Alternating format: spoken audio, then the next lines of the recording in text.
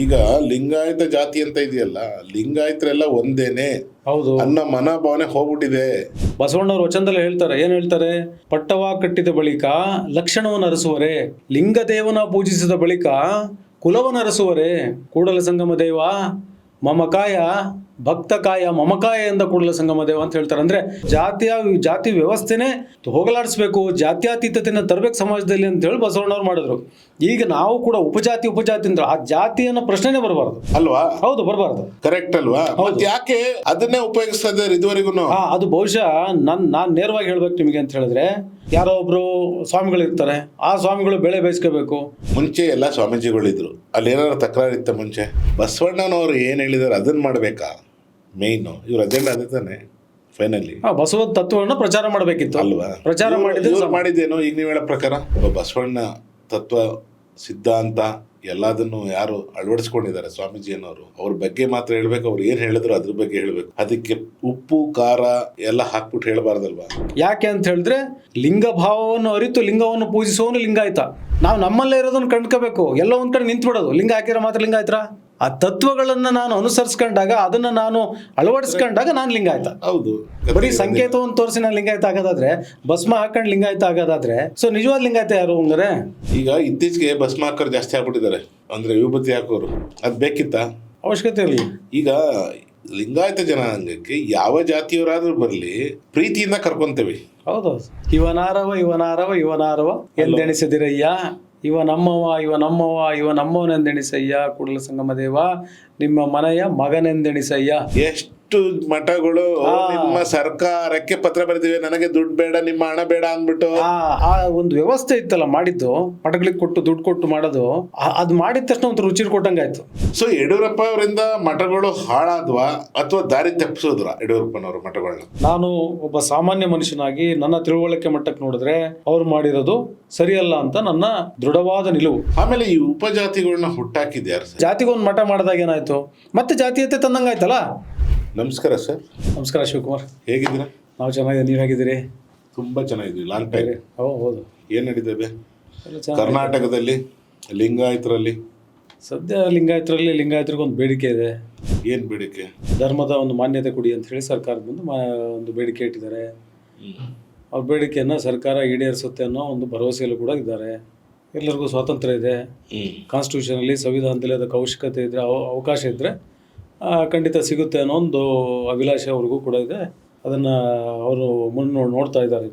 They are expecting it. ನೀವು ಏನು expect ಮಾಡ್ತಾ ಇದ್ದೀರಾ ಅಲ್ಲಿಂದ? ಅಂದರೆ ಕರ್ನಾಟಕ ರಾಜ್ಯದಲ್ಲಿ ಭಾಳಷ್ಟು ಜನ ಲಿಂಗಾಯತರು ಇರೋ ಕಾರಣ ಕರ್ನಾಟಕ ರಾಜ್ಯದಿಂದ ಅದು ರೆಕಮೆಂಡ್ ಆಗಿ ಹೋಗಬೇಕು, ಸೆಂಟ್ರಲಿಗೆ ಹೋಗಬೇಕು, ಸೆಂಟ್ರಲಿಂದ ಹೋಗಿ ಒಂದು ಮಾನ್ಯತೆ ಕೊಡಬೇಕು, ಧರ್ಮದ ಮಾನ್ಯತೆ ಕೊಡಬೇಕು. ಅದೊಂದು ಜಾತಿ ಆಗಿದೆ ಈಗ. ಬರೀ ಜಾತಿ ಅಲ್ಲ, ಅದು ಒಂದು ಧರ್ಮದ ಮಾನ್ಯತೆ ಕೊಡಿ ಅಂತ ಹೇಳ್ಬಿಟ್ಟು ತಮ್ಮ ಒಂದು ಬೇಡಿಕೆಯನ್ನು ಮುಂದಿಟ್ಟಿದ್ದಾರೆ.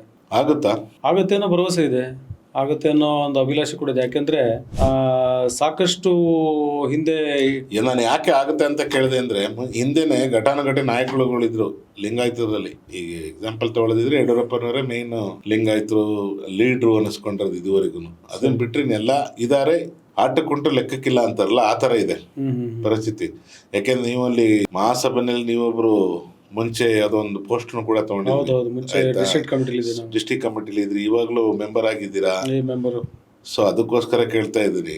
ಸೊ ಎಷ್ಟು ವರ್ಷದಿಂದ ಟ್ರೈ ಮಾಡ್ತಾ ಇದ್ದೀರಿ? ಆ ನಾಯಕರಿದ್ದಾಗ್ಲೇನೆ ಆಗಿಲ್ಲ ಈ ಕೆಲಸಗಳು.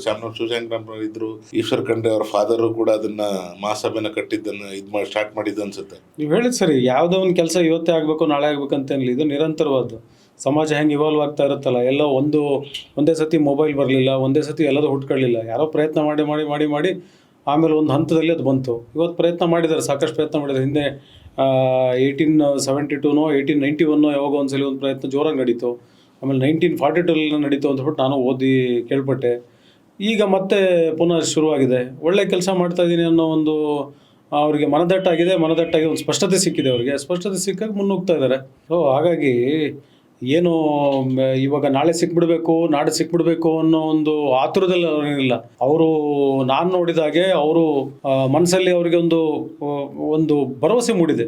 ನಾವು ಪ್ರಯತ್ನ ಮಾಡ್ತಾ ಇರ್ಬೇಕಪ್ಪ, ಪ್ರಯತ್ನ ಮಾಡದೆ ಹೋದರೆ ತಪ್ಪಾಗುತ್ತೆ, ಪ್ರಯತ್ನ ಮಾಡಿದರೆ ಹಿಂದೆಲ್ಲ ನಾಳೆ ಸಿಗುತ್ತೆ ಅನ್ನೋ ಒಂದು ಅಭಿಲಾಷೆ ಅವ್ರಿಗಿದೆ. ಆ ಪ್ರಯತ್ನಕ್ಕೋಸ್ಕರ ಅವರು ನೋಡಿದ್ರೆ ಅವ್ರು ಮಾಡ್ತಾ ಇರೋ ಪ್ರಯತ್ನ ನೋಡಿದ್ರೆ ಹ್ಮ್ ಅವ್ರಿಗೆ ಸ್ಪಷ್ಟತೆ ಇದೆ, ಹ್ಯಾವ್ ದ ಕ್ಲಾರಿಟಿ. ಯಾರಿಗೆ ಅಲ್ಲಿ ನಡ್ಸ್ಕೊಂಡು ಹೋಗ್ತಿರೋರು ಕ್ಲಾರಿಟಿ ಇದೆ. ಫಾರ್ ಎಕ್ಸಾಂಪಲ್ ಜಾಗತಿಕ ಲಿಂಗಾಯತ ಮಹಾಸಭಾನ ಯಾರು ಮಹಾಪ್ರಧಾನ ಕಾರ್ಯದರ್ಶಿ SM ಜಾಮದಾರ್ ಇದ್ದಾರೆ. ಜಾಮದಾರ್ ಅವರು ಸಾಕಷ್ಟು ಇತಿಹಾಸ ತಿಳ್ಕೊಂಡಿದ್ದಾರೆ. ಈಗ ನೀವು ಜಾಮದಾರ್ ನಿಮ್ಮ ಕಮಿಟಿನಲ್ಲಿ ಎಷ್ಟು ಜನ ಸಪೋರ್ಟ್ ಮಾಡ್ತೀರಿ, ಎಷ್ಟು ಜನ ಸಪೋರ್ಟ್ ಮಾಡ್ತಾರೆ? ಯಾರು ಸಪೋರ್ಟ್ ಮಾಡಬೇಕು ಅಂತಿಲ್ಲ. ಒಂದು ಒಳ್ಳೆ ಕೆಲಸ ಇದ್ರೆ ಸಪೋರ್ಟ್ ಮಾಡ್ಬೇಕಂತ ಇಲ್ಲ ಇಲ್ಲ ಇಲ್ಲ, ನಿಮ್ಮಲ್ಲಿ ಸಮಸ್ಯೆ ಇದೆ. ಯಾಕೆ ಈಗ ಒಂದು ಬಣ ಜಾಮದಾರ್ ಅವ್ರಿಗೆ ಸಪೋರ್ಟ್ ಮಾಡುತ್ತೆ, ಇನ್ನೊಂದು ಬಣ ಜಾಮದಾರ್ ಮಾತನ್ನ ಒಪ್ಪಲ್ಲ. ಜಾಮದಾರ್ ಒಪ್ಪಲ್ಲ ಅಂತ ಹೇಳಿದ್ರೆ ಈಗ ಅವರು ಒಪ್ಪದೇ ಇರೋದಕ್ಕೆ ಒಂದಿಷ್ಟು ಕಾರಣಗಳು ಅವ್ರು ಕೊಡ್ತಾರೆ.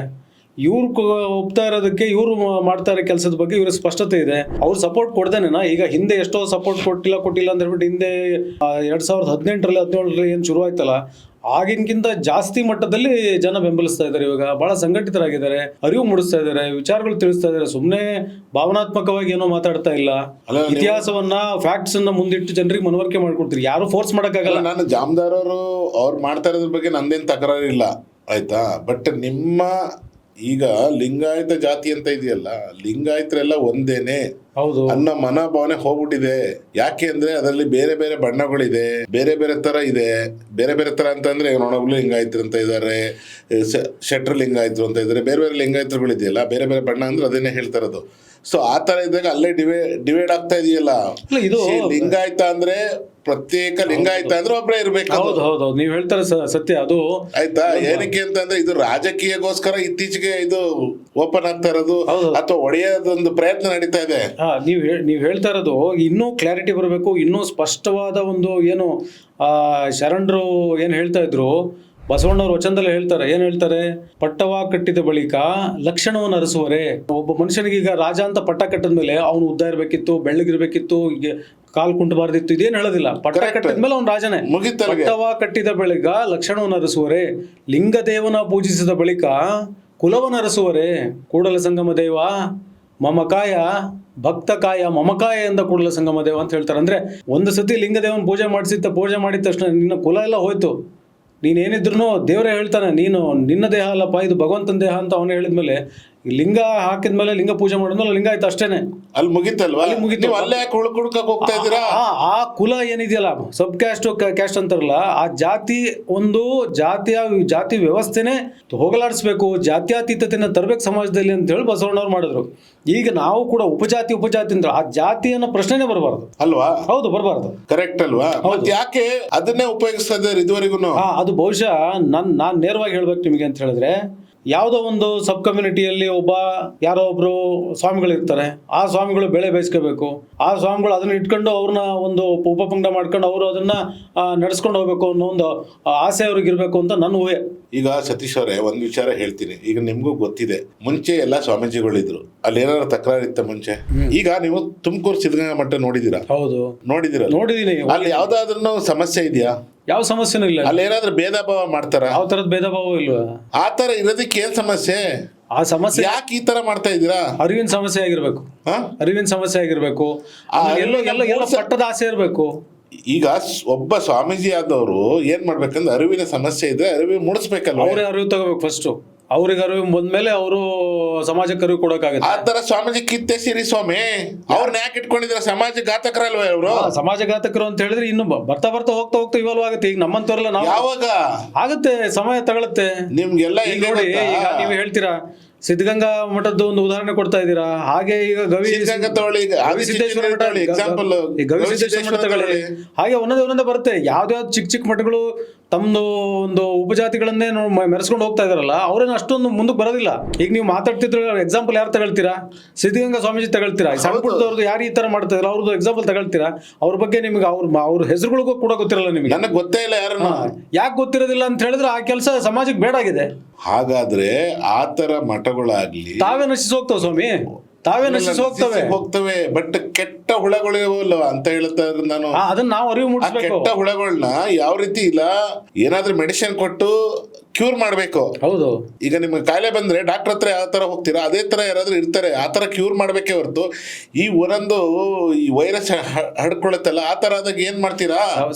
ದೊಡ್ಡ ಸಮಾಜ ಅರಿವು ಮೂಡಿಸ್ಬೇಕು. ಎಷ್ಟೋ ಸಲ ಏನಾಗುತ್ತೆ, ಭಾವನಾತ್ಮಕವಾಗಿ ಜನ ಹೋಗಿರ್ತಾರೆ ವಿನ ಸ್ಪಷ್ಟತೆ ಸಿಕ್ಕಾಗ ಅವರು ಸರಿ ಹೋಗ್ತಾರೆ. ಸ್ಪಷ್ಟತೆ ಕೊಡುವಂತ 800-900 ವರ್ಷದ ಹಿಂದೆ ಹೇಳಿದ ತತ್ವಗಳು ಇವತ್ತು ಕೂಡ ಅರ್ಥ ಆಗೋದು ಕಷ್ಟ ಆಗಿದೆ. ಸೊ ಹಾಗಾಗಿ ಅರ್ಥ ಮಾಡಿಸ್ತಕ್ಕಂಥವ್ರು ಬೇಕಾಗಿದೆ, ಅರ್ಥ ಮಾಡ್ಕೊಳ್ಳೋಂಥ ಒಂದು ಮನಸ್ಥಿತಿನೂ ಬೇಕಾಗಿದೆ. ಸೊ ಹಾಗಾಗಿ ಅರ್ಥ ಮಾಡ್ಕೊಂತ ಹೋಗ್ತಿದ್ದಂಗೆ ಅರಿವಿನ ಮಟ್ಟ ಜಾಸ್ತಿ ಆಗ್ತಿದ್ದಂಗೆ ಉಪಜಾತಿಗಳು ಜಾತಿ, ಈಗ ಲಿಂಗಾಯತ ಅಂತ ಹೇಳಿದ್ರೆ ಜಾತಿ ವ್ಯವಸ್ಥೆನ ಅಲ್ಲಗಳಿದ ಒಂದು ತತ್ವ ಅದು.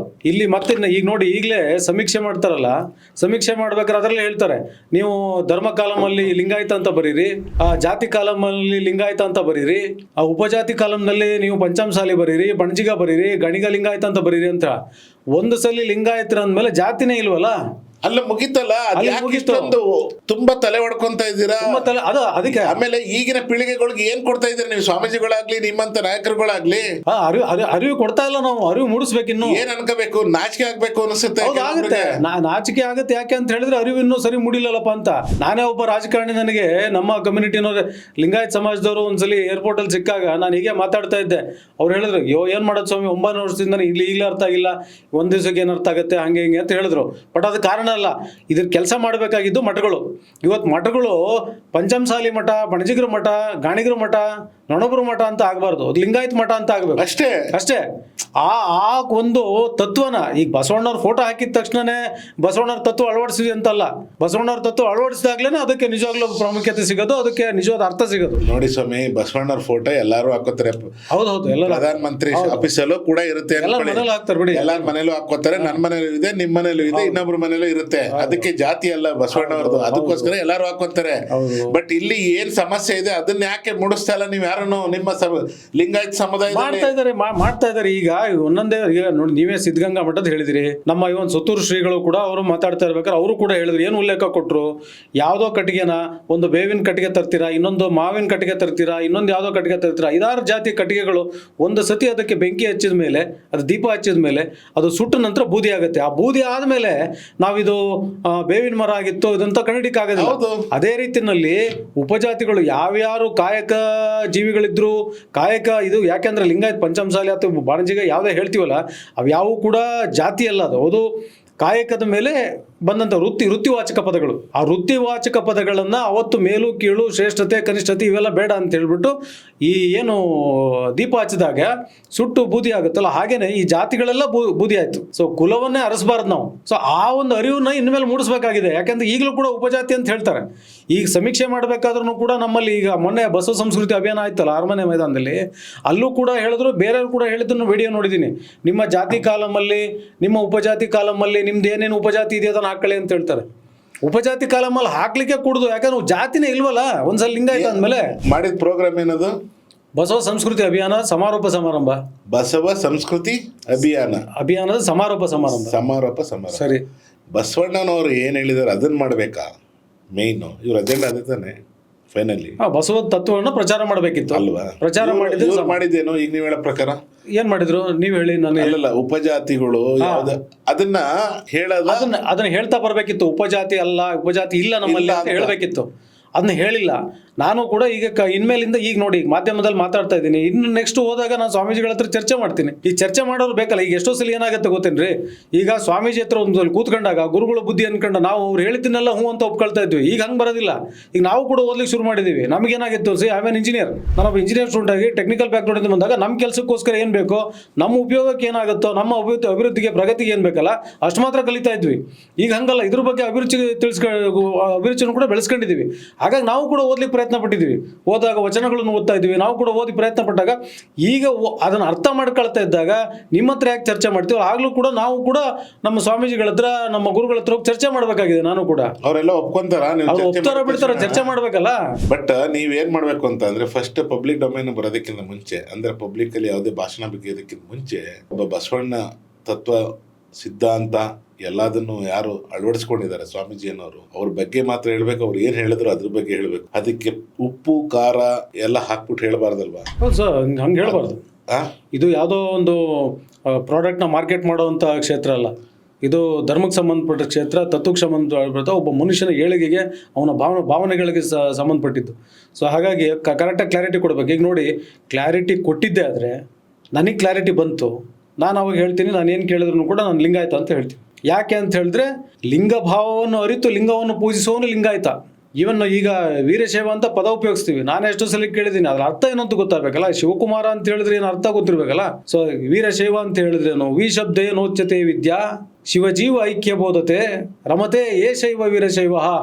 ಅದರ ಅರ್ಥ ಏನು ಅಂತ ಹೇಳಿದ್ರೆ, ಯಾವ ಶಿವ ಜೀವದ ಐಕ್ಯತೆ ಬಗ್ಗೆ ತನ್ನನ್ನು ತಾನು ತೊಡಸ್ಕೊಂಡಿರ್ತಾನೋ ಅವನು ವೀರಶೈವ ಅಂತ. ಒಬ್ಬ ಶಿವನ ಭಕ್ತ ವೀರಶೈವ ಅಂತ. ಈಗ ಎಷ್ಟು ಜನ ತೊಡಸ್ಕೊಂಡಿದ್ದೀವಿ ನಾವು ಶಿವ ಜೀವ ಐಕ್ಯತೆ ಬಗ್ಗೆ? ನಾವೇನಾದ್ರು ಆ ಜ್ಞಾನದ ಬಗ್ಗೆ ನಾವು ತೊಡಸ್ಕೊಂಡಿದ್ದೀವ?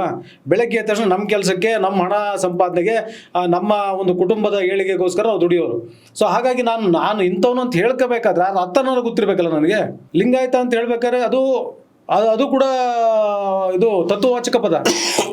ಲಿಂಗ ಅಂತ ಲಿಂಗ ಅಂತ ಗೊತ್ತಿರ್ಬೇಕಲ್ಲ. ಈಗ ನಮ್ಮ ಅಲಮಪ್ರಭುಗಳು ಹೇಳ್ತಾರೆ, ತಾನು ಮಿಂದು ಕಾಲು ತೊಳೆದ ಬಳಿಕ ಮಜ್ಜನ ಕೆರೆವರಯ್ಯ, ತಾನು ಲಿಂಗವೋ ಲಿಂಗವೋ ಏನು ಲಿಂಗವೋ ಲಿಂಗ ಸಂಬಂಧವನ್ನು ಅರಿಯದೆ ಕೆಟ್ಟರು ಗುಹೇಶ್ವರ ಅಂತ. ಲಿಂಗ ಅಂದ್ರೆ ಏನು ಅಂತ ಗೊತ್ತಾಗಬೇಕಲ್ಲ.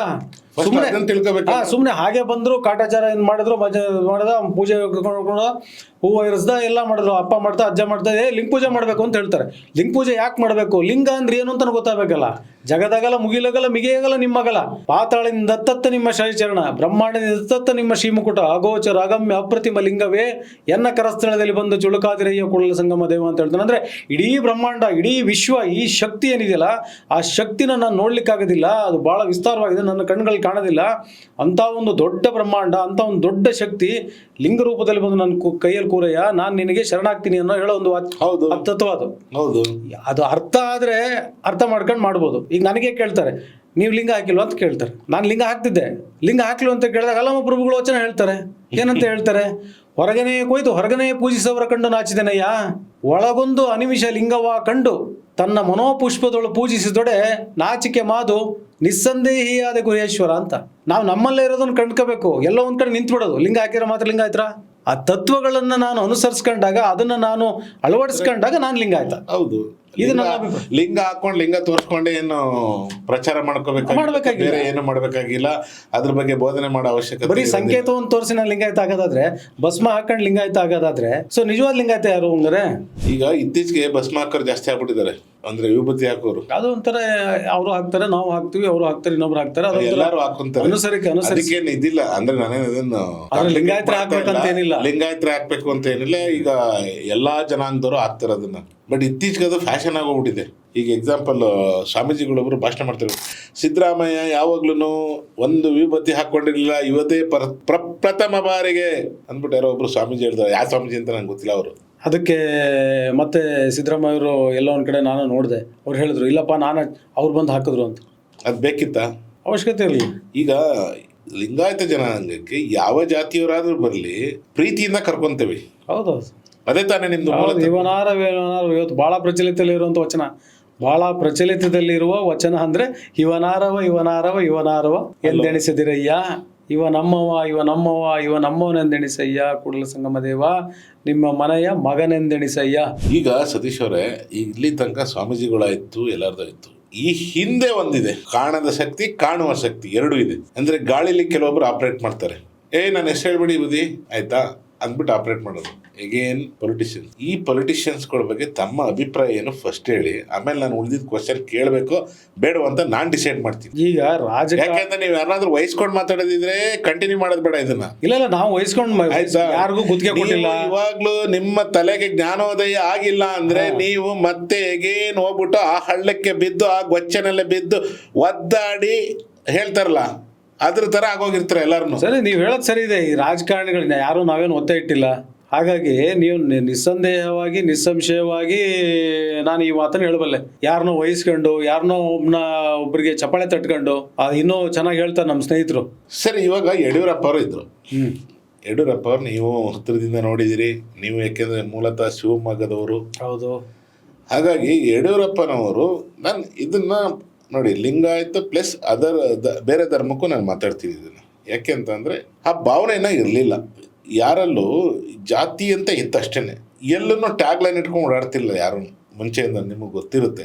ಈಗ ಯಾರಾದರೂ ಕ್ಲೋಸ್ ಇದ್ದಾರೆ ಯಡಿಯೂರಪ್ಪಂಗೆ, ಗೌಡನೂ ಕ್ಲೋಸ್ ಇದ್ದಾನೆ, ಇನ್ನೊಬ್ಬ ಜಾತಿನೂ ಕ್ಲೋಸ್ ಇದ್ದಾನೆ, ಇನ್ನೊಬ್ಬ ಜಾತಿನೂ ಕ್ಲೋಸ್ ಇದ್ದಾನೆ, ಎಲ್ಲರೂ ಕ್ಲೋಸ್ ಇರ್ತಾರೆ.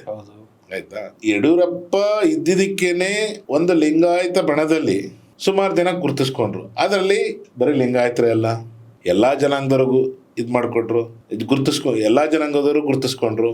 ಯಡಿಯೂರಪ್ಪನವರು ಯಾರನ್ನೂ ಭೇದ ಭಾವ ಮಾಡಲಿಲ್ಲ ಆ ವಿಷಯದಲ್ಲಿ. ಎಲ್ಲ ಜನಾಂಗದವ್ರನ್ನ ಹತ್ರಕ್ಕೂ ಸೇರಿಸ್ಕೊಂಡ್ರು. ಅವ್ರಿಗೆ ಕೆಲವೊಂದರಿಂದ ಒಳ್ಳೇದು ಆಯಿತು, ಕೆಲವೊಂದರಿಂದ ಕೆಟ್ಟದ್ದು ಆಯಿತು. ಈಗ ಆ ಥರ ನಾಯಕರು ಇರ್ಬೇಕಂತ ಅಂದರೆ ಈ ಸ್ವಾಮೀಜಿಗಳನ್ನ ಬೆಳೆಸಿದ್ದೇ ಯಡಿಯೂರಪ್ಪನವರು, ಫಸ್ಟ್ ಸ್ಟಾರ್ಟ್ ಮಾಡಿದ್ದೇ ಯಡಿಯೂರಪ್ಪನವರು. ಏನಕ್ಕೆ ಅಂತ ಅಂದರೆ ಅವ್ರಿಗೆ ಯಾವುದಾದ್ರೂ ಫಂಡ್ ಕೊಡೋದಾಗಲಿ, ಬೇರೆ ಏನಾದರೂ ಕೊಡೋದಾಗಲಿ ಮುಂಚೆ ಒಂದು ಲೆವೆಲ್ ಕೊಡ್ತಾಯಿದ್ರು. ಯಾವುದೇ ಗೌರ್ಮೆಂಟ್ ಕೊಟ್ಟಿಲ್ಲ ಅಂತಲ್ಲ ಹೇಳ್ತಲ್ಲ ನಾನು, ಕೊಟ್ಟಿದ್ದಾರೆ. ಆದರೂ ಸ್ವಲ್ಪ ಯಡಿಯೂರಪ್ಪನವ್ರು ಬಂದಾದ್ಮೇಲೆ ಉದಾರ ಮನಸ್ಸಿಂದ ಕೊಡ್ತಾಯಿದ್ರು. ಸೊ ಅಲ್ಲಿಂದ ಈ ಒಂದು ಬೆಳವಣಿಗೆ ಸ್ಟಾರ್ಟ್ ಆಯಿತು ಅಂತಾರೆ. ಇದ್ರ ಬಗ್ಗೆ ತಮ್ಮ ಅನಿಸಿಕೆ ಏನು? ಮತ್ತೆ ಓಪನ್ ಅಪ್ ಆಗಿ ಹೇಳದಿದ್ರೆ ಮಾತ್ರ ವೈಯಕ್ತಿಕವಾಗಿ ನೋಡಿ, ವೈಯಕ್ತಿಕ ಅಂತಲ್ಲ ಅಂದ್ರೆ ಈಗ ಯಡಿಯೂರಪ್ಪನವರು ಮನೆಯಿಂದ ಕೊಟ್ಟಿದ್ದಾರೆ ಅಂತ ಹೇಳ್ತಾ ಇಲ್ಲ. ಮತ್ತೆ ನಾನು ಹೇಳ್ತಾ ಇರೋದು ಪೊಸಿಷನ್ ಬಂದಲ್ಲ CM ಆಗಿ, ಅವಾಗ್ಲಿಂದ ಸ್ಟಾರ್ಟ್ ಆಗಿದ್ದು ಅಂತ ಜನಗಳ ಮಾತಿದೆ. ನೋಡ್ರಿ, ನಮ್ಮ ಸಮಾಜದಲ್ಲಿ, ಲಿಂಗಾಯತ್ ಸಮಾಜದಲ್ಲಿ ನೆನೆಸ್ಕೊಳ್ಳುವಂಥ ರಾಜಕಾರಣಿಗಳು, ಒಳ್ಳೆ ಆಡಳಿತಕ್ಕೋಸ್ಕರ ಹೆಸರಾಗಿಂಥ ರಾಜಕಾರಣಿಗಳು ಸಾಕಷ್ಟು ಜನ ಇದ್ದಾರೆ. ನಿಜಲಿಂಗಪ್ಪ ಅವರು ಇವತ್ತು ಕೂಡ ನೆನೆಸ್ತಾರೆ. ಒಂದು ಕಪ್ಪು ಚುಕ್ಕಿ ಇಲ್ಲದಂಥ ಮನುಷ್ಯ. ಹಾಗೇನೆ ನೆಕ್ಸ್ಟು ಬಂದಂಥ ನಮ್ಮ ಇವರು ವೀರೇಂದ್ರ ಪಾಟೀಲ್ ಅವರು ಇರಬೇಕಾದ್ರೆ ಈಗಲೂ ಕೂಡ ರಾಜಕಾರಣದಲ್ಲಿರೋರು ಹೇಳ್ತಾರೆ ತಜೂರಿ ತುಳುಕ್ತಿತ್ತು ಕರ್ನಾಟಕ ರಾಜ್ಯದ ತಜೂರಿ ಅಂತೇಳಿ. ಸೊ ಆ ಥರದ ಒಂದು ಹಿನ್ನೆಲೆಯಿಂದ ಬಂದಿಂಥವ್ರು ನನಗೆ ಭಾಳ ಹತ್ತಿರದಲ್ಲಿ ನೋಡೋಂಥದ್ದು, ಹತ್ತಿರದಲ್ಲಿ ನಾನು ಪ್ರಶಂಸೆ ಮಾಡಿದಂಥವ್ರು, ಆಮೇಲೆ ಒಪ್ಕೊಂಡಂಥ ಮುಖ್ಯಮಂತ್ರಿ ಅಂತ ಹೇಳಿದ್ರೆ ನನಗೆ ಭಾಳ ಹತ್ತಿರ ಅಂತೇಳಿ JH ಪಟೇಲ್ ಅವರು ಕೂಡ ಯಾವತ್ತೂ ಕೂಡ ಸಾರ್ವಜನಿಕವಾಗಿ ಇಂಥ ಜಾತೀಯತೆ ಮಾಡೋದು, ಈ ಮಠಗಳಿಗೆ ಓಲೈಕೆ ಮಾಡೋದು ಮಾಡಲಿಲ್ಲ. ಅವರು ಕೂಡಲ ಸಂಗಮ ದೇವರಲ್ಲಿ ಮಾಡಿದ್ರಲ್ಲ, ಹೌದು, ಅದೊಂದು ದೊಡ್ಡ ಕೆಲಸ ಮಾಡಿದ್ರು. ಇವತ್ತು ಅದೊಂಥರ ನಮ್ಮ ಲಿಂಗಾಯತರಿಗೆ ತೀರ್ಥಯಾತ್ರೆ ಇದ್ದಂಗಿದೆ ಅದು ಕೂಡಲ ಸಂಗಮದ್ದು ಅಂತ ಒಂದು ದೊಡ್ಡದೊಂದು ಪ್ರಾಜೆಕ್ಟ್ ಇಟ್ಕೊಂಡು ಮಾಡಿದ್ರು.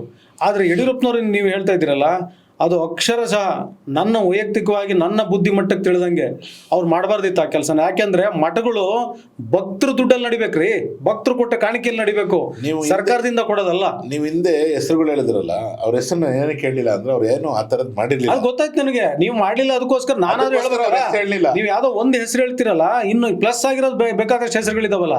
ಸಮಾಜಕ್ಕೆ ಒಳ್ಳೆ ಕೆಲಸ ಮಾಡಿರೋಂತ ನಮ್ಮ ಸಮಾಜದವ್ರು ಇದಾರಲ್ಲ, ಅವ್ರು ನೆನ್ಸ್ಕೋಬೇಕಲ್ಲ. ಅಲ್ಲ, ಅವ್ರನ್ನ ನೆನೆಸ್ಕೊಳ್ಳೋಣ. ಬಟ್ ಅವರು ಯಾವುದೇ ತರ ಈ ತರ ಕೆಲಸ ಮಾಡಿಲ್ಲ. ಈ ಕ್ಯಾಟಗರಿಗೆ ಸೇರಿಸಬೇಕು. ನೀವ್ ಹೇಳ್ತಿರ್ ಕರೆಕ್ಟ್, ಬಟ್ ಅದ ಹಿಂಗ್ ಮಾಡಿಲ್ಲ ಅವರು ಅಂತ ಹೇಳ್ಬಿಟ್ಟು ನಾನು ಹೇಳಿದೆ ಕೊಡುಗೆ ಕೊಟ್ಟಿದ್ದಾರೆ ಅಂತ ಹೇಳಿ. ಇವಾಗ ನಾನು ಕೆಟ್ಟವನು, ಓಕೆ, ನೀವು ಒಳ್ಳೆಯವರು, ನಾವಿಬ್ರು ಜೊತೆಲಿ ಇರಬಾರ್ದು. ಯಾಕೆಂದ್ರೆ ನಾನು ಕೆಟ್ಟವನು, ನೀವು ಒಳ್ಳೆಯವರು. ಪಾಪ ನನ್ನಿಂದ ನನ್ನ ಜೊತೆ ಸೇರಿದ್ರೆ ನೀವು ಕೆಟ್ಟವರಾಗ್ಬೋದಲ್ಲ. ಯಾರು ಯಡಿಯೂರಪ್ಪನವರು ಕೂಡ ರೈತ ಚಳವಳಿ ಮಾಡಿದ್ದಾರೆ, ರೈತ ಹೋರಾಟ ಮಾಡಿದ್ದಾರೆ. ಯಡಿಯೂರಪ್ಪನವರ ಪೊಲಿಟಿಕಲ್ ಇದು ಏನಿದೆ ಅದ್ರ ಬಗ್ಗೆ ನಾನು ಮಾತಾಡ್ತಾ ಇಲ್ಲ. ಸಮುದಾಯದ ಸ್ವಾಮೀಜಿಗಳಿಗೆ ಮಾತ್ರ ಇಲ್ಲ ಬರೀ ಲಿಂಗಾಯತ ಇಲ್ಲ ಎಲ್ಲಾ ಸ್ವಾಮೀಜಿನ ಪಡ್ಕೊಂಡಿದ್ದಾರೆ.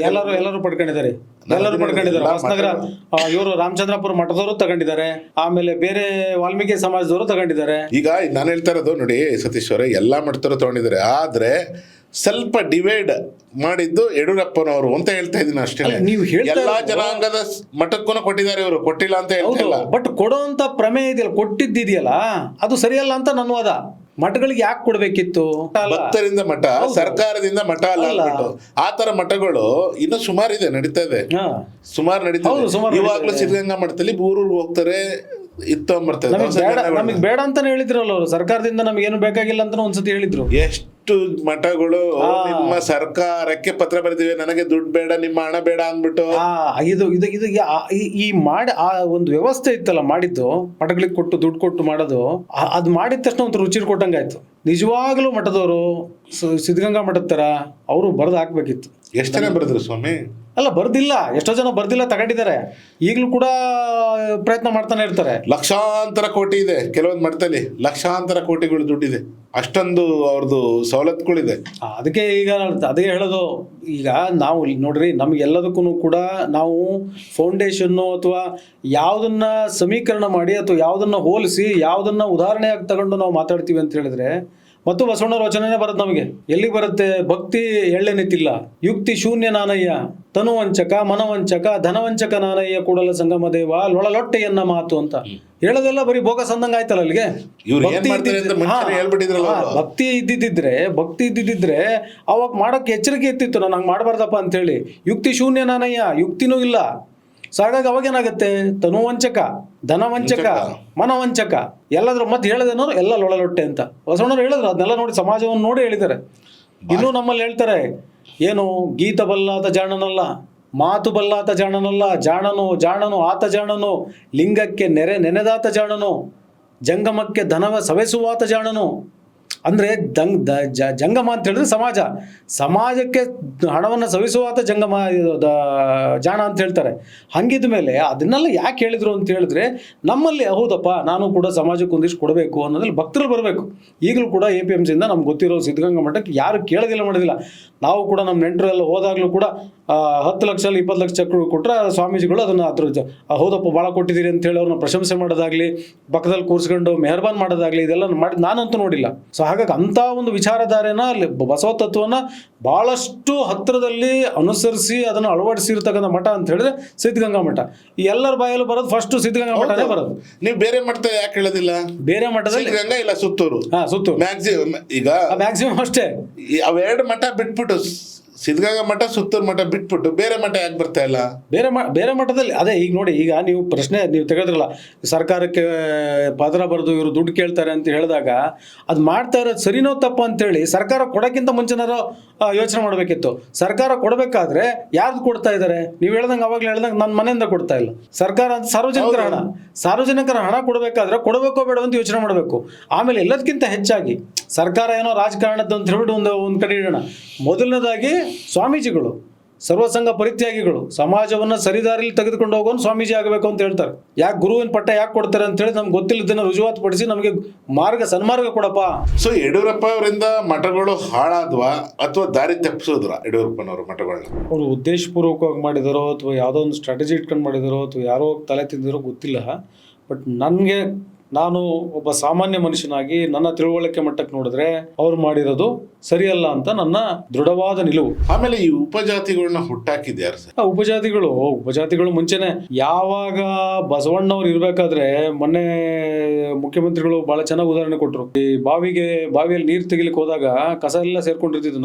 ನಮ್ಮ ಎಕ್ಸ್ಪೀರಿಯನ್ಸ್ ಅನುಭವ ಕೂಡ ಇದೆ. ಅದು ನಾವು ನಮ್ಮೂರಲ್ಲಿ ಹೋದಾಗ ಬಾವಿಗೆ ಹೋದಾಗ ಕಸ ಇರ್ತಿತ್ತು. 2-3 ಸಲ ಹಿಂಗೆ ಹೊಡೆದ ಮೇಲೆ ಅದೆಲ್ಲ ಸರ್ಕೊಳ್ತಾ ಇತ್ತು, ನೀರು ತುಂಬ್ಕೊಂಡ್ ಬರ್ತಾ ಇದ್ವಿ.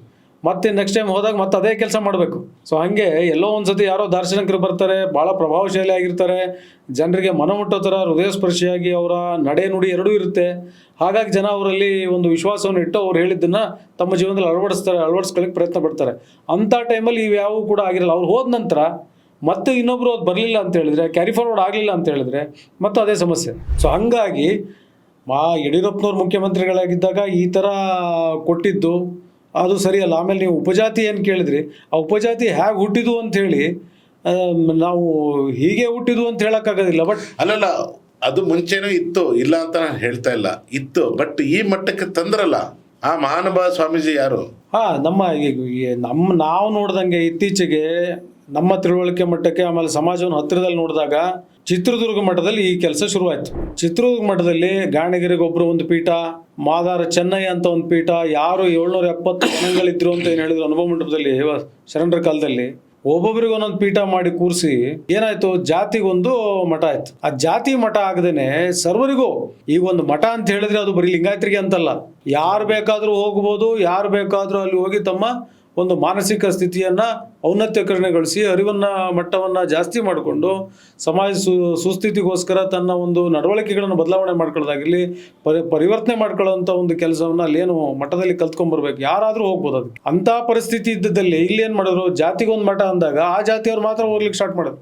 ಮಾದಾರಚೇನ ನಾವು ಹೋಗೋದಿಲ್ಲಪ್ಪ, ಗಾಣಿಗರ ಮಠಕ್ಕೆ ನಾವು ಸಾದ್ರ ಮಠಕ್ಕೆ ಹೋಗೋಣ. ಸೊ ಮಠ ಈಗ ಲಿಂಗಾಯತ ಮಠ ಅಂತ ಹೇಳಿ ಆಗಿದ್ದಿದ್ರೆ ಒಟ್ಟು ಲಿಂಗಾಯತ ಅನ್ನೋದಕ್ಕೆ ಒಂದು ಅರ್ಥ ಇದೆ. ಲಿಂಗಾಯತ ಅರ್ಥ ಏನೋ ಜಾತಿ ವ್ಯವಸ್ಥೆಯನ್ನು ಹೋಗಲಾಡಿಸಲಿಕ್ಕೆ, ಸಮಾನತೆಯನ್ನು ಸಮಾಜದಲ್ಲಿ ತರಲಿಕ್ಕೆ, ಮೇಲು ಕೀಳು ಶ್ರೇಷ್ಠ ಕನಿಷ್ಠ ಅನ್ನೋದನ್ನು ಹೊರಗೆ ಹಾಕಿ ಎಲ್ಲರನ್ನೂ ಸಮಾನ ದೃಷ್ಟಿಯಿಂದ ನೋಡಬೇಕು ಅನ್ನೋ ಒಂದು ತತ್ವದ ಹಿನ್ನೆಲೆಯಲ್ಲಿ ಬಂದಾಗ ಲಿಂಗಾಯತ ಅನ್ನೋದಕ್ಕೆ ಅದಕ್ಕೊಂದು ಅರ್ಥ ಇದೆ. ಆ ಅರ್ಥದ ಹಿನ್ನೆಲೆಯಲ್ಲಿ ಕೂಡ ಯಾರು ಬೇಕಾದ್ರೂ ಬರ್ಬೋದು. ಆದರೆ ಈಗ ಜಾತಿ ನೀವು ಹೇಳ್ದಂಗೆ ಜಾತಿಗೊಂದು ಮಠ ಮಾಡಿದಾಗ ಏನಾಯಿತು, ಮತ್ತೆ ಜಾತೀಯತೆ ತಂದಂಗೆ ಆಯ್ತಲ್ಲ, ಹಾಳು ಮಾಡಿದ್ದಾರೆ. ಹಾಗಾದರೆ ಹಾಳು ಮಾಡ್ಲಿಕ್ಕೆ ಭಾಳಷ್ಟು ಜನ. ಬಟ್ ನಾವು ನೋಡ್ತಿದ್ದಂಗೆ ಚಿತ್ರದುರ್ಗ ಮಠದಿಂದ ಅದು ಭಾಳ ಜೋರಾಗಿ ನಡೀತು. ಈ ಚಿತ್ರದುರ್ಗ ಮಠದವರು ಮಾಡ್ತಾ ಇರೋ ಸಂದರ್ಭದಲ್ಲಿ ತಾವೆಲ್ಲ ಏನ್ ಮಾಡ್ತಾ ಇದ್ರಿ? ನಮಗಿನ್ನೂ ಅಷ್ಟೊಂದು ಅರ್ಥ ಆಗಿರಲಿಲ್ಲ ಇವೆಲ್ಲ. ನಾವೆಲ್ಲ ನಿಮ್ಗೆ ಹೇಳ್ತಾ ಇಲ್ಲ, ಈಗ ಜನಾಂಗದವ್ರು ಇದಾರಲ್ಲ. ಅದೇನಾಗಿತ್ತು ಗೊತ್ತಾ, ಏನಾಗಿತ್ತು ಹೇಳ್ತೀನಿ ಕೊಡಿ. ಈಗ ನೇರವಾಗಿ ನಾವು ಮಾತಾಡ್ಬೋದು ಯಾವಾಗ, ನನಗೆ ಜ್ಞಾನದ ಅರಿವಿದ್ದಾಗ. ಯಾವಾಗ ನನಗೆ ಜ್ಞಾನದ ಅರಿವಿಲ್ವಲ್ಲ ಆಗ ನಾನೇನು ಹೇಳ್ತೀನಿ, ಗುರುಗಳು ಬಹುಶಃ ಎಲ್ಲ ಗೊತ್ತಿದ್ದು ಮಾಡಿರ್ಬೋದು ಅಂತ ಒಪ್ಕೊಳ್ತಾನೆ. ಈಗ ನಿಮ್ಮದು ಬಿಟ್ಬಿಡಿ, ಏಜು ನಿಮ್ಮದು ಕಡಿಮೆ ಇದೆ ಆಯ್ತಾ, ನಿಮಗೂ ಗೊತ್ತಿಲ್ಲ ನನಗೂ ಗೊತ್ತಿಲ್ಲ ಅನ್ಕೊಳ್ಳೋಣ. ಅದು ಸುಮಾರು ಘಟಾನುಘಟಿ ನಾಯಕಗಳು ಈಗ ಪೊಲಿಟಿಕಲಿ ಬರ್ಬೇಕಂತ ಅಂದ್ರೆ ರಾಜಕೀಯವಾಗಿ ಮಾತಾಡ್ತಾ ನಾನ್ ಲಿಂಗಾಯತ ನಾಯಕ ಅಂತ ಬರ್ತಾರಲ್ಲ ಈಗ ಎಲ್ಲಾರು, ಅವ್ರಿಗೆ ಗೊತ್ತಿರ್ಲಿಲ್ವಾ? ಆ ಸಭೆಯಲ್ಲಿ ಹೋಗಿ ಇವ್ರು ಕುಂತ್ಕೊಂಡಿರ್ಲಿಲ್ವಾ? ಬಹುಶಃ ತಿಳ್ಕೊಂಡಿರಲಿಲ್ಲ ಅನ್ಸುತ್ತೆ ಅವರು. ಏನ್ ಎಲ್ಲರಿಗೂ ಸರ್ವಂ ಸರ್ವೇನ ವಿಜ್ಞಾನೇನ ಎಲ್ರಿಗೆಲ್ಲ ತಿಳಿದ್ಬೇಕಂತ ಏನಿಲ್ವಲ್ಲ. ನೋಡಿ ಸತೀಶ್ ಅವರೇ, ನೀವು ಹೇಳ್ತೀನಿ ಕೇಳಿ, ನಿಮ್ಮ ನಾಯಕರನ್ನ ವಹಿಸ್ಕೊಂಡು ನಾಯಕರು ವಹಿಸ್ಕೊಂಡು ಹೋಗೋದಿಲ್ಲ. ಈಗ ನೋಡಿ ಹೇಳ್ತೀನಿ, ಈಗ ತಪ್ಪಿರೋದ ನಾನು ಮಠದ ಬಗ್ಗೆ ಹೇಳ್ತೀನಿ ಬೇಕಾರೆ, ನನಗೆ ಗೊತ್ತಿರೋದ ನೇರವಾಗಿ ಹೇಳ್ತೀನಿ. ಯಾಕೆ ನೀವು ಮಾತಾಡಲ್ಲ? ರಾಜಕೀಯ ಅಲ್ರಿ, ರಾಜಕೀಯದವರು ಅವ್ರು ಬೇಳೆ ಬೇಯಿಸ್ಕೊಳ್ಳೋದು ಮಾಡೋದೇ ರಾಜಕೀಯದವರು, ರಾಜಕೀಯದವ್ರ ಬಗ್ಗೆ ಮಾತಾಡಲ್ಲ ನಿಮ್ಗೆ, ಯಾಕೆಂದ್ರೆ ನಿಮ್ಗೆ ಸಮಸ್ಯೆ ಆಗುತ್ತೆ ಅಂತ. ಅಲ್ಲ ಸಮಸ್ಯೆ ಅಂತಲ್ಲ. ಈಗ ನೀವೇನ್ ಹೇಳ್ತಾ ಇದೀರಾ, ರಾಜಕೀಯದವ್ರಿಗೆ ಪಿತೂರಿ ಮಾಡಿ ಜಾತಿಗೆ ಒಂದು ಮಠ ಮಾಡಿಸಿರೋ. ಹೌದು, ಯಾವ ಆಧಾರದ ಮೇಲೆ ಹೇಳ್ತೀರಾ? ಡಿಬೇಟ್ ನೋಡಿ, ಒಂದು ಜಾತಿ ಯಾವುದೇ ಜಾತಿ ಇರ್ಲಿ, ಡಿಬೇಟ್ ಮಾಡಿದ್ರೆ ರಾಜಕೀಯ ವ್ಯಕ್ತಿಗಳು. ನೀವು ಯಾವುದೇ ಮಠ ತಗೊಳ್ಳಿ, ಸುಮಾರು ಹಾಳಾಗಿರೋದಕ್ಕೆ ಕಾರಣ ರಾಜಕೀಯ ವ್ಯಕ್ತಿಗಳು. ಬರೀ ರಾಜಕೀಯ ಅನ್ನೋದು ಒಂದು ಪದ, ಯಾರ್ಯಾರು ಅಧಿಕಾರಶಾಹಿ ಅಧಿಕಾರದ ಒಂದು ಲಾಲಸೆ ಇರುವಂತರು ಎಲ್ಲರೂ ಕೂಡ ಮಾಡ್ತಾರೆ. ಅವ್ರು ರಾಜಕೀಯದಲ್ಲಿ ಇರ್ಬೋದು, ವ್ಯಾಪಾರದಲ್ಲಿ ಇರ್ಬೋದು, ಮಠದಲ್ಲಿ ಇರ್ಬೋದು. ಈಗ ರಾಜಕೀಯ ಅನ್ನೋದು ಮನೆಯಿಂದ ಹಿಡಿದು ವಿಧಾನಸೌಧವರೆಗೂ ಇರುತ್ತೆ, ಎಲ್ಲ ಕಡೆನೂ ಹೋಗಿದೆ. ಹೌದಲ್ವಾ? ಮುಂಚೆ ನಾಯಕರುಗಳು ಹೆಸರು ಹೇಳಿದ್ರಿ ನೀವು, ಯಾರ್ಯಾರ ಹೆಸರು ಹೇಳಿದ್ರಿ? ನಾವು ನಿಜಲಿಂಗಪ್ಪ ಅವ್ರದ್ದು ಹೇಳಿದೆ, ವೀರೇಂದ್ರ ಪಾಟೀಲ್ ಅವ್ರದ್ದು ಹೇಳಿದೆ, ಬೊಮ್ಮಾಯಿ ಅವ್ರದ್ದು ಹೇಳಿದೆ, JH ಪಟೇಲ್ ಅವ್ರದ್ದು ಹೇಳಿದೆ. ಅವ್ರು ಯಾಕೆ ಮಾಡ್ಲಿಲ್ಲ? ಅವಾಗ ಏನಕ್ಕೆ ಈ ತರ ಸಮಸ್ಯೆಗಳು ಉಪಜಾತಿಗಳಿಗೆ ಒಂದೊಂದು ಇದ್ ಮಾಡ್ಲಿಲ್ಲ? ನೋಡಿ, ಅವತ್ತಿನ ರಾಜಕೀಯ ಮುತ್ಸದ್ದಿಗಳು, ರಾಜಕಾರಣಿಗಳು ಬಹಳಷ್ಟು ತಿಳುವಳಿಕೆ ಉಳ್ಳವರಾಗಿದ್ರು, ಸಮಾಜದ ಬಗ್ಗೆ ಇವ್ರಿಗೆ ಅರಿವಿಲ್ಲ. ಇದನ್ನ ಹೇಳ್ತೇನೆ. ಯಾಕೆ ಅಂದ್ರೆ ಇವತ್ತು ವ್ಯಾಪಾರೀಕರಣ ಆಗಿರೋದಕ್ಕೆ ತಮ್ಮ ಜ್ಞಾನವನ್ನ, ತಮ್ಮ ವಿದ್ಯೆಯನ್ನ ವ್ಯಾಪಾರನ ವೃದ್ಧಿ ಮಾಡಿಸ್ಕೊಳ್ಳಿಕ್ಕೋಸ್ಕರ ಉಪಯೋಗಿಸ್ತಾರ. ಇಂಥ ಅಧ್ಯಯನ ಬಹಳ ಕಡಿಮೆ. ಈಗ ನೀವು ಎಲ್ಲರನ್ನೂ ಕೂಡ ಎಲ್ಲಾ ಕಾಲದಲ್ಲೂ ಮೂರ್ಖರನ್ನ ಮಾಡಕ್ಕಾಗಲ್ಲ ಅನ್ನೋದು ಒಂದು ಎಲ್ಲರಿಗೂ ಚೆನ್ನಾಗಿ ಗೊತ್ತಿದೆ. ಸೊ ಹಿಂದೆ ಮಾಡ್ಕೊಂಡು ಬಂದ್ರು. ಈಗ ನೋಡಿ, ನಾವು ನೀವು ಮಾತಾಡ್ತಾ ಇದೀವಿ, ಇಂಥ ವಿಡಿಯೋ ಅಕಸ್ಮಾತ್ ನಾಳೆ ಹೋಯ್ತು, ಇದರಲ್ಲಿ ನಿಜವಾಗ್ಲೂ ಅರ್ಥ ಇದೆ ಅನ್ನೋದಾಗಿದ್ರೆ, ಈಗ ನೋಡಿ ಗುರುಗಳು, ನಾವು ಮಠಕ್ಕೆ ಯಾಕೆ ಹೋಗ್ತೀವಿ? ಮಠದ ಗುರು ಅಂದ್ರೆ ಹೇಗಿರ್ಬೇಕು? ನಾನು ಮೆಡಿಕಲ್ ಕಾಲೇಜ್ ಮಾಡಬೇಕು, ನಾನು ಇಂಜಿನಿಯರಿಂಗ್ ಕಾಲೇಜ್ ಮಾಡಬೇಕು, ಅದು ಗುರುಗಳದ ಲಕ್ಷಣ ಅಲ್ಲ ರೀ, ಗುರುಗಳ ಕೆಲಸನೇ ಅಲ್ಲ ಅದು.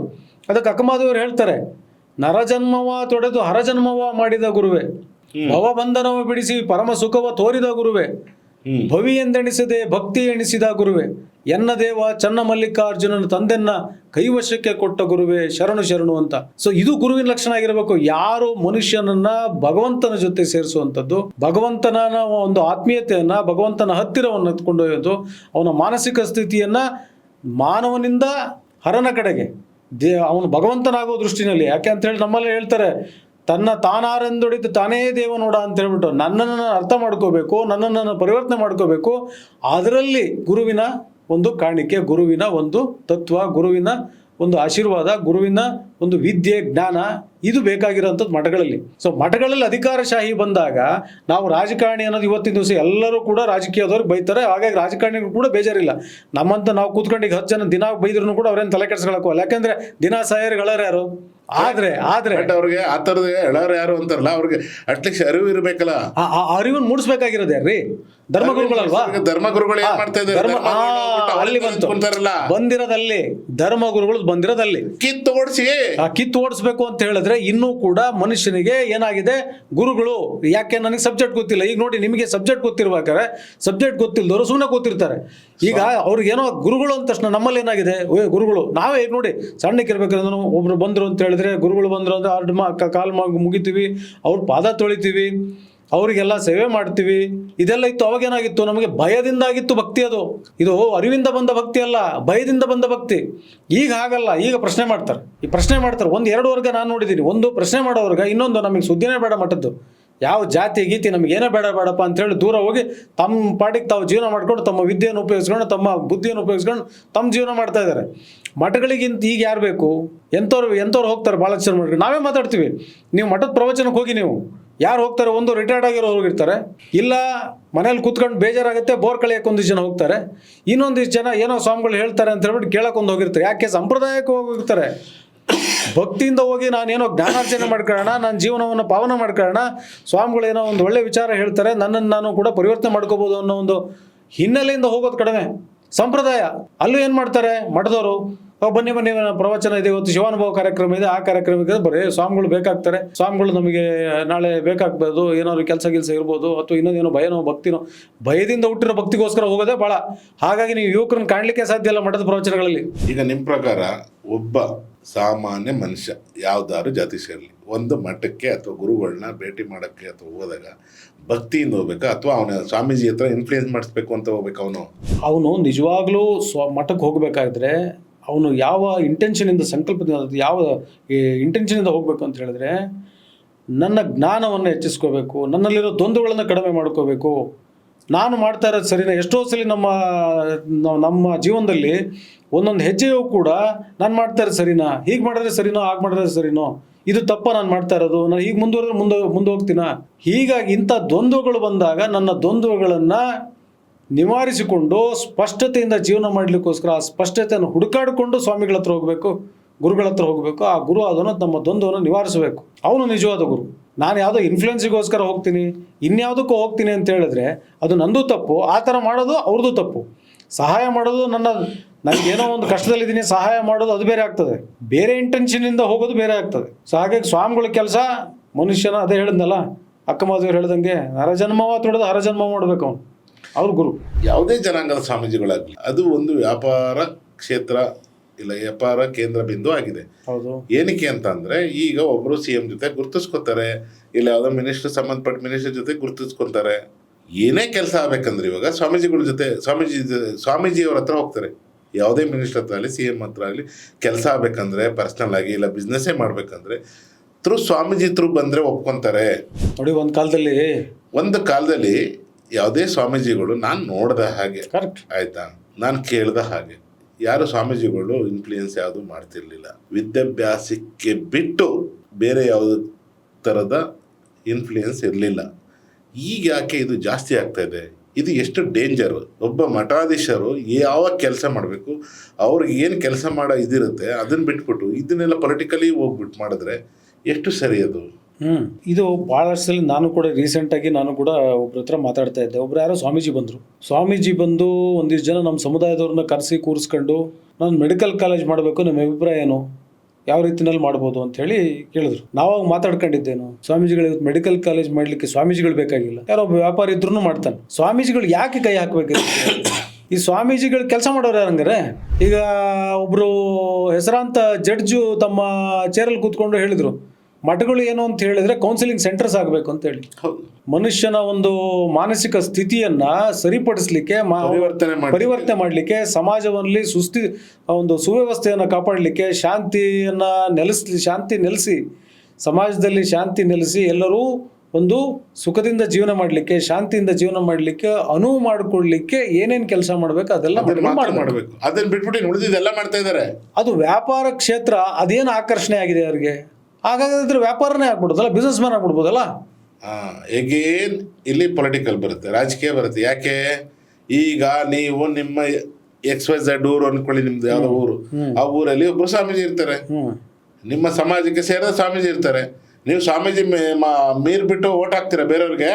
ಹಾಗಾದ್ರೆ ಈಗೆಲ್ಲ ಹಾಕ್ತಾರ್ರಿ, ನೀವು ಹಳೆ ಕಾಲ ಈ ಇತ್ತೀಚೆಗೆ ಹುಡುಗರು ಯಂಗ್ಸ್ಟರ್ಸು, ನೀವು ಹಳೆ ಕಾಲಕ್ಕೆ ಹೋಗ್ಲೇಬೇಡಿ. ಹಳೆ ಕಾಲದಲ್ಲಿ ಕರೆಕ್ಟ್ ಆಗಿತ್ತು. ನನ್ನ ಪ್ರಕಾರ ಹಳೆ ಕಾಲದಲ್ಲಿ ಕರೆಕ್ಟ್ ಆಗಿತ್ತು ಅಂತ ಹೇಳಿದ್ರೆ, ನೀವು ಹೇಳೋ ಪ್ರಕಾರ ಅವ್ನು ಸ್ವಾಮೀಜಿ ಏನ್ ಹೇಳ್ತಾರೆ ಅದನ್ನೇ ಮಾಡ್ಬೇಕು ಅಂತ.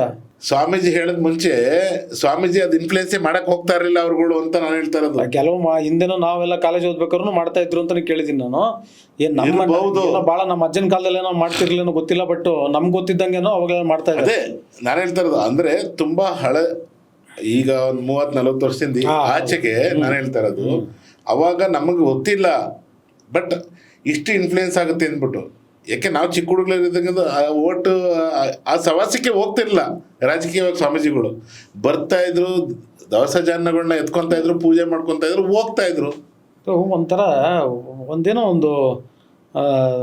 ಈ ಒಂದು ಪ್ಯಾಟರ್ನ್ ಅಂತ ಹೇಳ್ತಾರೆ ನೋಡಿ, ಒಂದು ಪ್ಯಾಟರ್ನ್, ಒಂದು ಟ್ರೆಂಡ್. ಯಾರೋ ಒಬ್ರು ಮಾಡಿದ್ರು, ಇನ್ಯಾರೋ ಮಾಡಿದ್ರು, ಅವರು ಮಾಡ್ತೀನಿ, ನಾನು ಮಾಡ್ತೀನಿ, ತತ್ವ ಏನೆಲ್ಲ ಆ ಕಡೆ ಬಿಟ್ಟು ಇನ್ನೆಲ್ಲೋ ಹೋಗ್ತಾ ಇದೆ. ನೀವು ಹೇಳ್ದಂಗೆ ಯಾರೋ ಒಬ್ರು ಸ್ವಾಮೀಜಿಗೆ ಮುಖ್ಯಮಂತ್ರಿಗಳು ಪಕ್ಕದಲ್ಲಿ ಕೂರಿಸ್ಕೊಳ್ತಾರೆ ಅಂತ ಹೇಳಿದಾಗ ನಾನು ಕೂಡ ಪಕ್ಕದಲ್ಲಿ ಕೂರಂಗೆ ಆಗಬೇಕು ಅಂತ ಹಂಬಲ. ಅಂತ ಆಂಬಿಷನ್, ಆ ಆಂಬಿಷನ್ ಮಠಕ್ಕೆ ಬೇಕೇ?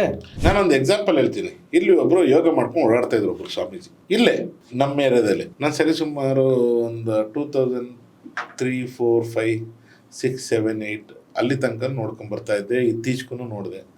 ಇದ್ದಕ್ಕಿದ್ದಂಗೆ ಉದ್ಭವ ಮೂರ್ತಿ ಆಗೋಗ್ಬಿಟ್ರು ಅವರು. ಉದ್ಭವ ಮೂರ್ತಿ ಅಂತ ಅಂದ್ರೆ ಒಬ್ಬರು ಸ್ವಾಮೀಜಿ ಯೋಗ ಗುರು, ಅವರು ಯೋಗ ಮಾಡ್ತಿದ್ರು ಅಷ್ಟೇನೆ, ಇಲ್ಲೇ ಕಂಚೆ ಪಚ್ಚೆ ಹಾಕೊಂಡು ಓಡಾಡ್ತಾ ಇದ್ರು. ಯಾರೋ ಒಬ್ಬ ರಾಜಕೀಯ ವ್ಯಕ್ತಿ ಕರ್ಕೊಂಡೋಗಿ ಒಂದು ಮಠದಲ್ಲಿ ಕೂರ್ಸಿದ್ರು. ಈಗ ಅವರು ಸಿಕ್ಕಾಬಿಟ್ಟೆ ಫೇಮಸ್. ನಾನು ಹೇಳ್ದಂಗೆ ಕೇಳೋ ಬಸವಲಿಂಗ, ನಾನು ಹೇಳ್ದಂಗೆ ಕೇಳೋ ಚಂದ್ರಪ್ಪ, ಯಾವುದೋ ಟಿವಿನಲ್ಲೆಲ್ಲ ಯೋಗ ಈಗ ಮಾಡ್ಕೊಂಡು ಓಡಾಡ್ತಾ ಕುಂತಿದ್ರು ಅವರು. ಆ ಥರದವರೆಲ್ಲ ಹೋದ್ರೆ ಇನ್ನೇನಾಗುತ್ತೆ ನಿಮ್ಮ ಮಠಮಾನ್ಯಗಳು? ಒಬ್ಬ ಸ್ವಾಮೀಜಿನ ಕೂರ್ಸೋದಕ್ಕೆ ಅವನಿಗೆ ನೈತಿಕತೆ ಇದೆಯಾ? ಜಾಗದಲ್ಲಿ ಕುಂತ್ಕೊಳ್ಳೋದಕ್ಕೆ ಅದು ಸ್ವಾಮೀಜಿಯಾಗಿ ಕುಂತ್ಕೊಳ್ಳೋದಕ್ಕೆ ನೈತಿಕತೆ ಇದೆಯಾ? ಅದೆಲ್ಲ ನೋಡೋದೇ ಇಲ್ವಲ್ಲ. ನಿಮ್ಮ ತೀಟೆ ತೀರಿಸ್ಕೊಳ್ಳೋದಕ್ಕೋಸ್ಕರ ಒಬ್ಬ ಸ್ವಾಮೀಜಿನ ಕ್ರಿಯೇಟ್ ಮಾಡ್ತೀರಾ, ಕೂರಿಸ್ತೀರಾ. ತಪ್ಪಲ್ವದು? ತಪ್ಪದು. ಅದನ್ನ ಯಾರು ಹೇಳ್ತೀರಾ ನಿಮ್ಮ ಸಮುದಾಯದಲ್ಲಿ? ಇನ್ನು ಪೂಜೆ ಮಾಡ್ತೀರಾ? ಇನ್ನು ಹೇಳ್ಬೇಕು ಸ್ವಾಮಿ, ಇನ್ನಾದ್ರೂ ಹೇಳ್ಬೇಕಾಗತ್ತಲ್ಲ. ಯಾರು ಹೇಳ್ಬೇಕು ಅಂತ ಹೇಳಿದ್ರೆ ಹೇಳೋರು ಹೇಳ್ತಿಲ್ಲ ಅಂದ್ರೆ ಬೇರೆಯವ್ರು ಹೇಳಕ್ ಶುರು ಮಾಡ್ಬೇಕಲ್ಲ. ನಾವು ಹೇಳ್ತಾ ಇದೀವಲ್ಲ, ಅವರ ಶೈಲಿಗಳು ನೀವು ನೋಡಿ. ಕೆಲವೊಬ್ರು ಇನ್ನ 800 ಕಾರ್ ತಗೊಳಕ್ಕೂ ರೆಡಿ ಇರೋದಿಲ್ಲ, ಇಲ್ಲ ಅವ್ರ ಹತ್ರ ಕಾಸು. ಕೆಲವೊಬ್ರು ನೋಡ್ಬೇಕು ನೀವು, ಒಬ್ಬ ಬಿಸ್ನೆಸ್ ಮ್ಯಾನ್ ಕೂಡ ಆ ತರ ವೆಹಿಕಲ್ಗಳಲ್ಲಿ ಏನಾಗಿದೆ ಇದನ್ನೆಲ್ಲ ನೋಡೇನೆ ಶರಣರು ಇದನ್ನೆಲ್ಲ ನೋಡಿ ಹೇಳಿದ್ರು.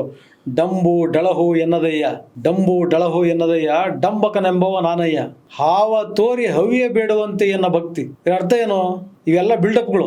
ಈ ರಾಜಕಾರಣಿಗಳನ್ನ ಒಟ್ಟು ಮಾಡ್ಕೊಳ್ಳೋದು, ಅವ್ರು ಇವ್ರನ್ನೆಲ್ಲ ಈ ಬಿಲ್ಡಪ್ ಯಾಕೆ ಮಾಡ್ಕೊಳ್ಳೋದು? ಜನರ ಆಕರ್ಷಣೆ ಮಾಡಕ್ ಮಾಡೋದು. ಹಾವ ತೋರಿ ಹಾವು ಯಾಕೆ ತೋರಿಸೋಣ ಹಾವಾಡಿಗ ಅಂತ ಹೇಳಿದ್ರೆ, ನೀವು ಹಾವು ನೋಡಪ್ಪ ಅಂತಲ್ಲ, ಅವನಿಗೆ ನೀವೇನೋ ಕೊಡ್ತೀರಲ್ಲ, ಅದ್ರ ಲಾಭಕ್ಕೋಸ್ಕರ ಇದನ್ನು ತೋರಿಸೋದು ಅವನು. ಹಂಗೆ ಇಲ್ಲೂ ಕೂಡ ಅಷ್ಟೇ. ನನಗೆ ಆ ಮಿನಿಸ್ಟ್ರಿ ಗೊತ್ತು, ಇವ್ರು ಮುಖ್ಯಮಂತ್ರಿಗಳು ಕರೆದ್ರು, ಮುಖ್ಯಮಂತ್ರಿ ನನ್ನ ಮಟ್ಟಕ್ಕೆ ಬಂದರು.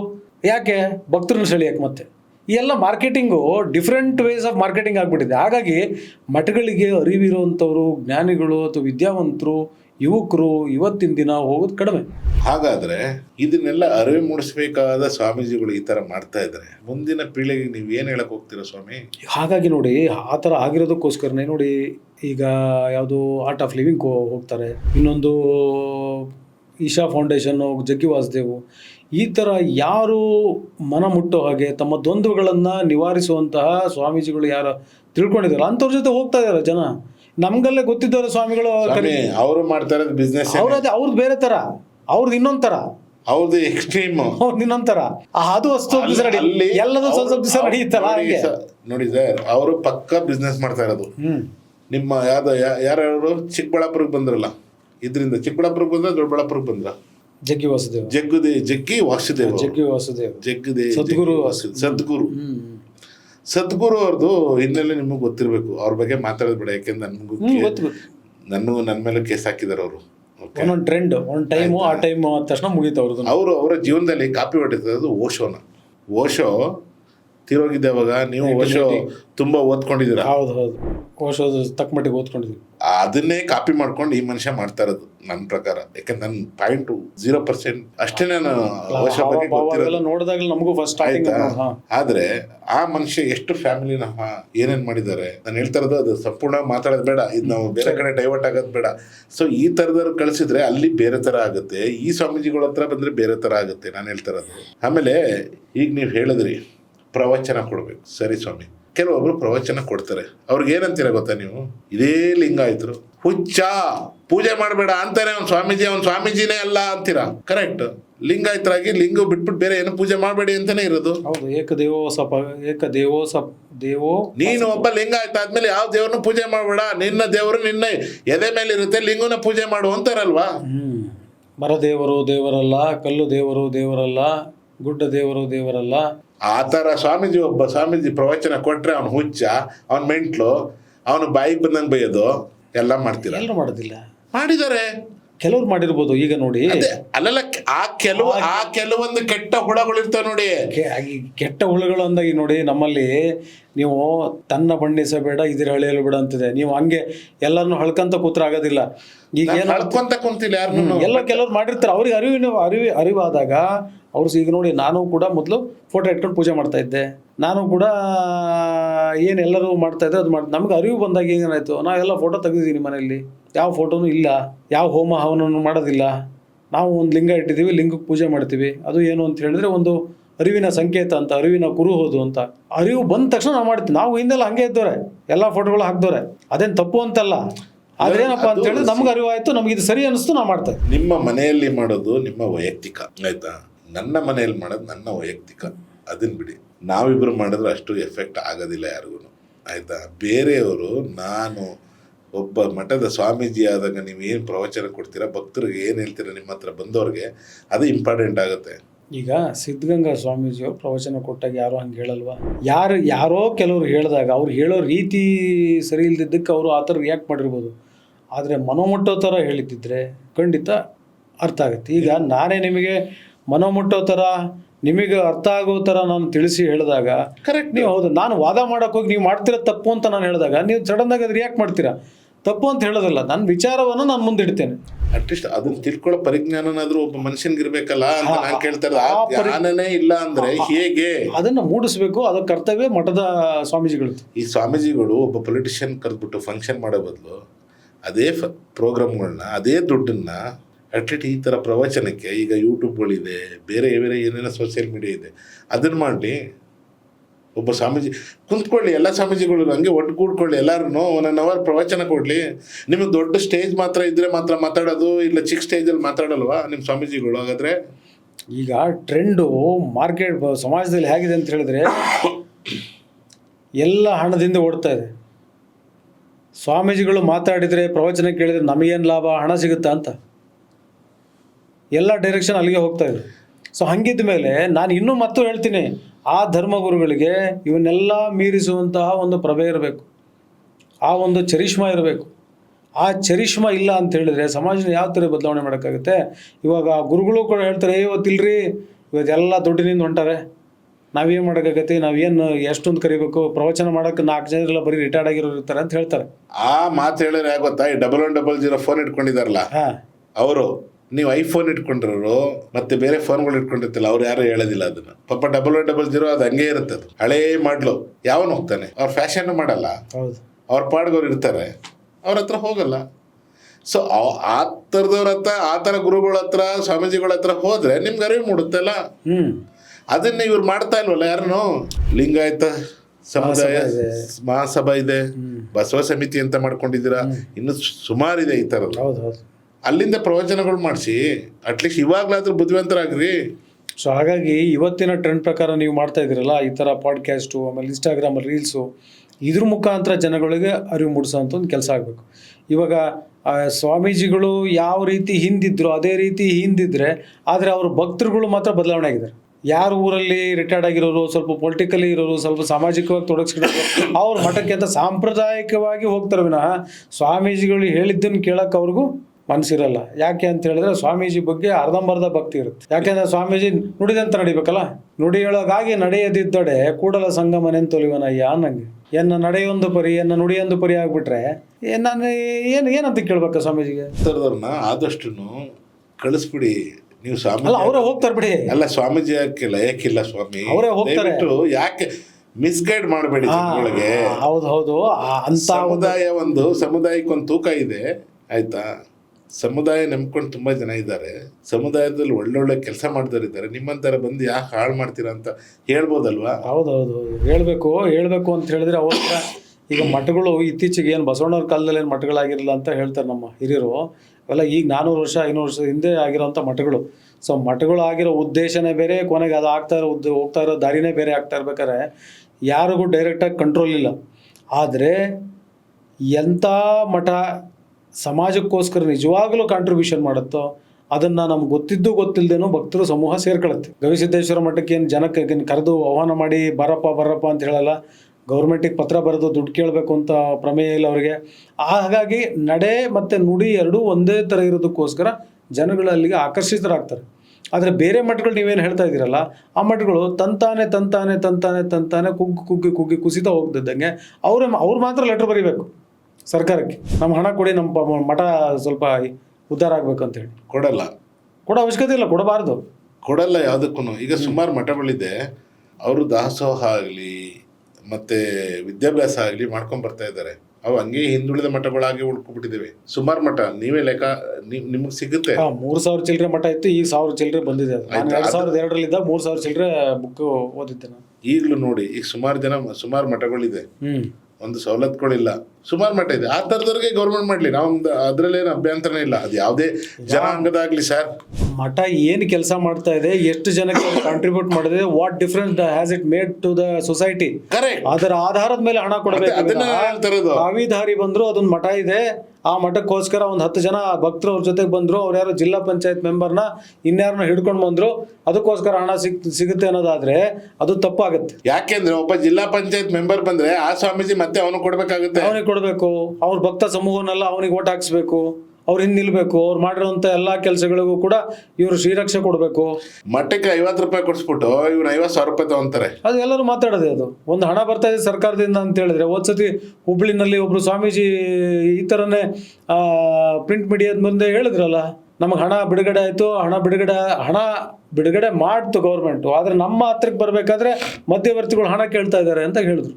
ಈ ಥರ ಎಲ್ಲ ಆಗೋದಾದ್ರೆ ಮಠದವರೇ ಡೈರೆಕ್ಟಾಗಿ ಸ್ವಾಮೀಜಿಗಳು ಬಂದು ಮೈಕ್ ಮುಂದೆ ಹೇಳ್ತಾರೆ, ಸಾರ್ವಜನಿಕವಾಗಿ ಹೇಳ್ತಾರೆ, ಈ ಥರದ ಒಂದು ಆರೋಪವನ್ನು ಹೊರಿಸ್ತಾರೆ ಅಂತ ಹೇಳಿದ್ರೆ ಸರ್ಕಾರದ ನಡೆ ಸರಿ ಇಲ್ಲ.